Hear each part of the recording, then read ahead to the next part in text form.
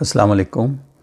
खालिद रिज़वी। आज मेरा मौजू इस वक्त पाकिस्तान जो इंतहाई बहरान की कैफियत से गुज़र रहा है और ये अदलिया का सुप्रीम कोर्ट में इस वक्त फ़ैसला तकरीबन आने को है और वो उस वाक़े से शुरू हुआ है जब अप्रैल 3 को ये नो वोट ऑफ कॉन्फिडेंस जो है वो एक डिप्टी स्पीकर के रूलिंग की बुनियाद पे उसको रुकवा दिया गया और फिर असम्बली को प्राइम मिनिस्टर ने डिज़ोल्व कर दिया और उसके बाद से एक आइनी बहरान शुरू हो गया है और इसकी वजह कर इस कदर गैर यकीनी सूरत हाल से पाकिस्तान गुज़र रहा है जो कि कोई किसी भी किस्म की गवर्नमेंट नहीं है और इस वक्त जो है वो तकरीबन उसका फ़ैसला यानी आने ही को है और उसके जो रिमार्क्स हैं उसके हिसाब से तो यही पता चलता है कि इवन जो अटॉर्नी जनरल हैं खालिद जावेद ख़ान जो प्रोफेसर अंडी ख़ान के बेटा भी हैं वो ख़ुद हुकूमत ही की तरफ से वो भी इस बात को तस्लीम करते हुए नज़र आए हैं कोर्ट में कि हाँ ये डिप्टी स्पीकर की अथॉरिटी में या उसकी पावर में ये चीज़ नहीं आती है, ये उसने अपने पावर से तजावुज़ किया है और जो सूरी साहब हैं डिप्टी स्पीकर और इस तरीके से सिर्फ ये कि और दूसरी बात उसमें कि वो एक डॉक्यूमेंट की बुनियाद पे जो इमरान ख़ान ने दिखाया है जो कि एक लीगल डॉक्यूमेंट भी नहीं है और उसकी बुनियाद के ऊपर बाकी 200 मेंबर्स को गद्दार कह देना,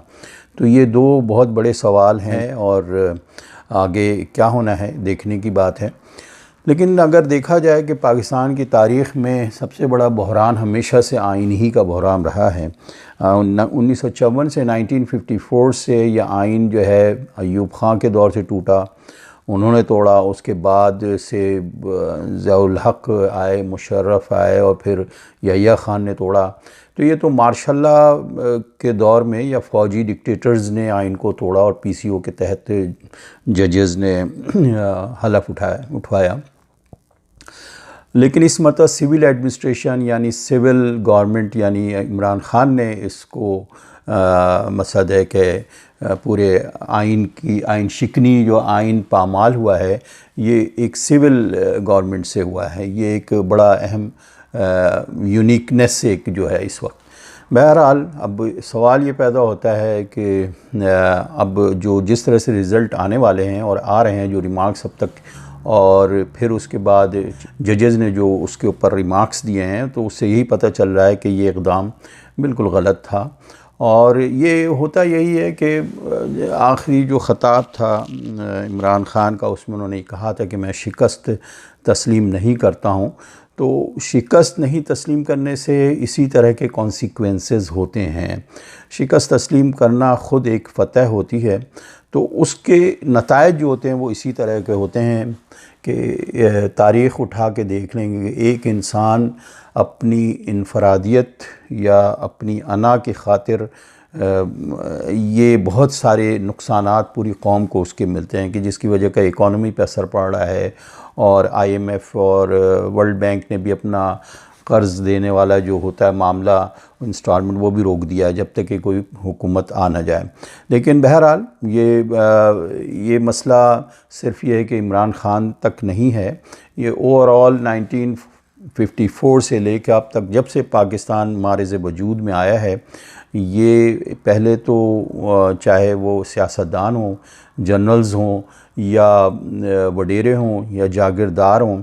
या शराफिया हो, ये कभी भी नहीं चाहते हैं कि अवाम जो है उनमें आइन की अवेयरनेस आए, कॉन्स्टिट्यूशन को लोग समझें। जब तक कि अवाम में इसकी बेदारी नहीं आएगी, इसका शऊर नहीं आएगा, तो कॉन्स्टिट्यूशन जो कि एक बड़े ही मुक़द्दस किस्म की दस्तावीज़ है किसी भी मुल्क की, अगर इसको अपहोल्ड नहीं किया जाता है और वो उसी वक्त होगा जब अवाम में इसकी बेदारी आएगी कि आइन की क्या अहमियत है। अगर आइन है तो लॉ एंड ऑर्डर है, लॉ एंड ऑर्डर है तो पूरा एक समाज का जो इखलाक है वो भी इससे लिंक है। तो हमारा जैसे कि जुडिशल सिस्टम का हाल यह है कि 130 में से 126 जो हमारे ग्रेडिंग है, रैंकिंग है नीचे से, तो वो वही बताती कि हमारा पाकिस्तान में जो आइन और क़ानून की बालादस्ती का क्या हाल है। तो असल जो चीज़ है इसमें जो देखने वाली बात है वो ये है कि हम इसकी उम्मीद करते हैं कि जब तक कि मुल्क के अंदर आइन और क़ानून की अवेयरनेस नहीं बढ़ाई जाएगी, वो उस वक्त तक कुछ नहीं हो सकता है। कि जैसे अमेरिका में और सारे तरक्की याफ्ता ममालिक में बच्चों से लेके सबकी जो एजुकेशन है उनके निसाब का, उनके करिकुलम का हिस्सा होता है कि उन्हें कॉन्स्टिट्यूशन पढ़ाया जाता है, कॉन्स्टिट्यूशन डे मनाया जाता है। लेकिन हमारे यहाँ हाल यह है कि ये सारे जो चंद लोग होते हैं ये राइट टू नो का हक़ भी नहीं देते हैं, उसका भी बिल पास नहीं होता है जो अवाम को, ताकि अवाम में इसकी अवेयरनेस आए। और कॉन्स्टिट्यूशन को दूर रखा हुआ इसी तरह है जिस तरह हमारे उलमा हज़रात ने कुरान को पकड़ के बैठे हुए हैं और उन्होंने इसको आवाम के अंदर समझने का और उनके अंदर इस तरह की बेदारी कि हम अपने वे ऑफ लाइफ को किस तरह से चेंज करें, अपने अखलाक को किस तरह बेहतर करें, हम एक बेहतर इंसान कैसे बन सकते हैं, उसको भी उन्होंने एक्सेस नहीं देने वाली बात इसी तरह की हुई है कि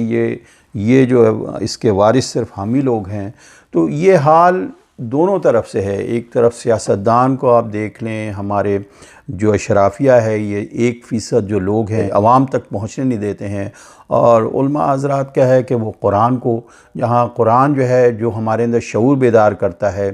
वो, तो ये जिसकी वजह कर हम एक माशरा, एक समाज, एक ऐसा लगता है जैसे कि हम किसी जंगल में रह रहे हों और हमारे अखलाकियात जो हैं इस समाज के वो इस तरह ज़वाल पज़ीर हैं। उसकी वजह यही है कि एक तरफ लॉ एंड ऑर्डर नहीं है, दूसरी तरफ हमारे पास जो किताब अखलाकियात की उसको भी हम नहीं समझते हैं। तो लेकिन ये कि हम इस चीज़ से इस शर, ये जो इस वक्त एक शर पैदा हुआ है, इसमें भी हमें खैर की उम्मीद है, क्योंकि अल्लाह ताला एक जगह कुरान में कहते हैं कि तुम जिस चीज़ को शर समझ रहे होते हो उसमें भी खैर होता है। और हमें अच्छी उम्मीद रखना चाहिए इससे कि इससे कोई खैर पैदा हो और जो कैफियत है मुल्क की उसकी एक सही सिमत बने। और वो सिमत उस वक्त तक सही नहीं हो सकती जब तक कि हम इस आइन को, इस कॉन्स्टिट्यूशन को अपहोल्ड नहीं करते हैं। तो यही कहते हैं इसके बाद ही कहीं अमन और चैन और सुकून माशरे में मुमकिन है।